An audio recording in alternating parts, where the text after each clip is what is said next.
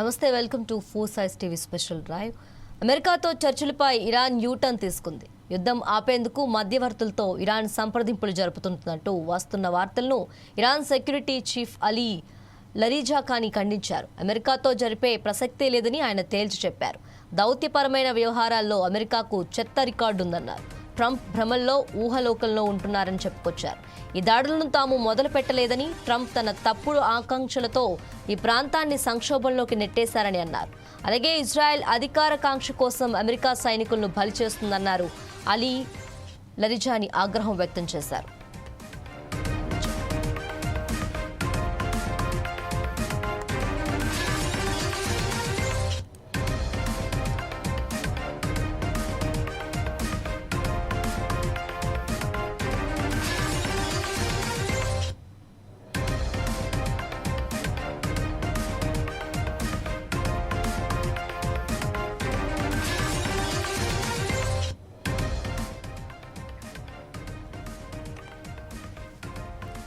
ఇరాన్పై Israel, America సంయుక్త దాడులతో పశ్చిమాసియా అల్లకొల్లలంగా మారింది.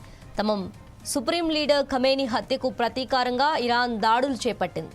దీంతో పరిస్థితులు మరింత దిగజారాయి. కువైట్లోని అమెరికా ఎంబసీపై ఇరాన్ డ్రోన్ దాడికి పాల్పడినట్లు తెలుస్తోంది. దీంతో ఆ ప్రాంతంలో పొగ దట్టంగా అలుముకుందని సమాచారం.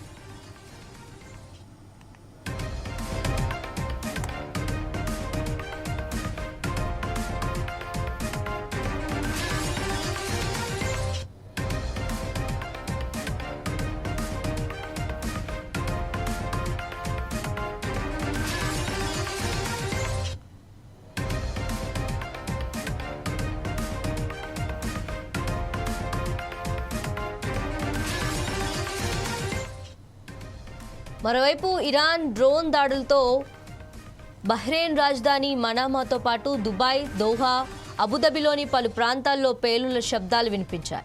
ఇరాక్లోని ఎయిర్పోర్ట్ సమీపంలో 2 డ్రోన్లను ఆ దేశ గగనతల రక్షణ వ్యవస్థలు కూల్చేశాయి.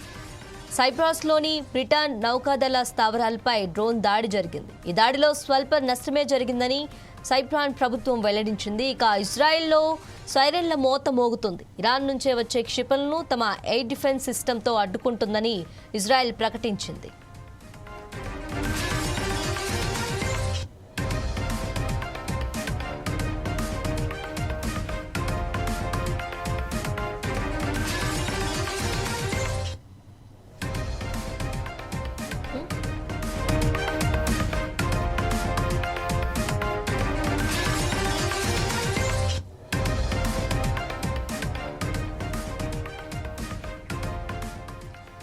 అమెరికాతో చర్చలపై ఇరాన్ యూటర్న్ తీసుకుంది. యుద్ధం ఆపేందుకు మధ్యవర్తులతో ఇరాన్ సంప్రదింపులు జరుపుతుందంటూ వస్తున్న వార్తలను ఇరాన్ సెక్యూరిటీ చీఫ్ అలీ లరిజాని ఖండించారు.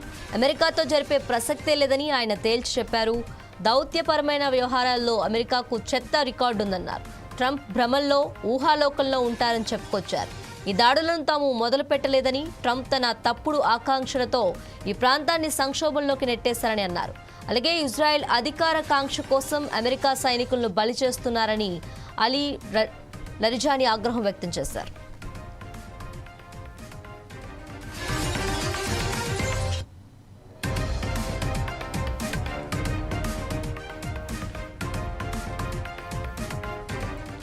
ఇరాన్ అణు కార్యక్రమం చుట్టూ ఉద్రిక్తతలు తీవ్రమవుతున్న సమయంలో డొనాల్డ్ ట్రంప్ కీలక వ్యాఖ్యలు చేశారు. ఇరాన్ అణుబాంబును కలిగి ఉండటానికి వీల్లేదని ఆయన స్పష్టం చేశారు. అదే సమయంలో చర్చల ద్వారా సమస్యను పరిష్కరించుకోవటానికి అమెరికా ఆశిస్తుందని తెలిపారు. ఇరాన్పై ఇజ్రాయెల్ జరిపిన వైమానిక దాడుల నేపథ్యంలో ట్రంప్ ఈ వ్యాఖ్యలు చేయటం ప్రాధాన్యతను సంతరించుకుంది.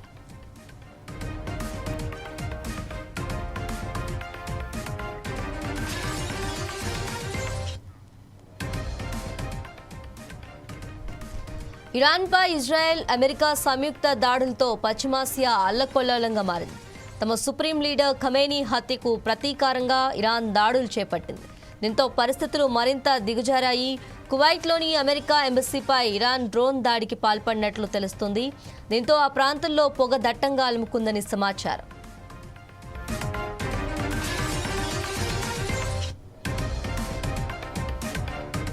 మరోవైపు ఇరాన్ డ్రోన్ దాడులతో బహ్రెయిన్ రాజధాని మనామాతో పాటు దుబాయ్, దోహా, అబుదాబిలోని పలు ప్రాంతాల్లో పేలుళ్ల శబ్దాలు వినిపించాయి.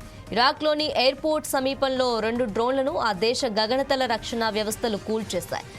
సైప్రస్లోని బ్రిటన్ నౌకాదళ స్థావరాలపై డ్రోన్ దాడి జరిగింది. ఈ దాడిలో స్వల్ప నష్టమే జరిగిందని సైప్రాన్ ప్రభుత్వం వెల్లడించింది. ఇక ఇజ్రాయెల్లో సైరన్ల మోత మోగుతుంది. ఇరాన్ నుంచే వచ్చే క్షిపణులను తమ ఎయిర్ డిఫెన్స్ సిస్టమ్ అడ్డుకుంటుందని ఇజ్రాయెల్ ప్రకటించింది.